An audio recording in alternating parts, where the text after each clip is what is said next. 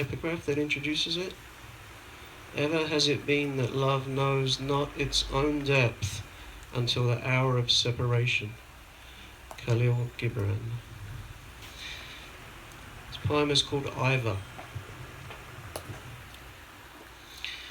Raking mulberry leaves in January, from the bark shaped into mounds by the neighbour's ginger cat, and from the branches of the youthful tree I don't know the name of.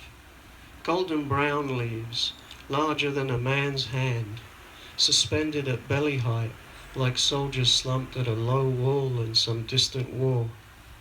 And from the golden bamboo and the clay pots of geraniums around the statue of St. Francis, dull yellows and browns, blotched with green mould, as if ebbs of life remain in their crinkled and curled up palms, as if their hearts still faintly pulse the soldier's code, no man left behind, their brothers are on their way. Grandma Berta's grip on her family tree loosened a few weeks ago, when it looked like she'd hold on forever.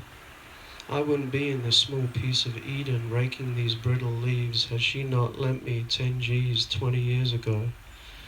That's lent, not gifted. Roots grow strong when they stretch for water. But mostly my thoughts are with Ivor, a man that made things and fixed things, showed me how to mix concrete to repair the cracks in the front path when I was 25. Old school through and through. Made up his mind like a mule. Sat in his armchair by the bay window on Saturday nights listening to records, Caribbean calypso and soca, not loudly, in the old way, where memories can be heard. 2, maybe 3 glasses of beer, slowly filling and emptying, Yvonne in bed by 10, island waves lapping at Ivor's heart till 1 or 2.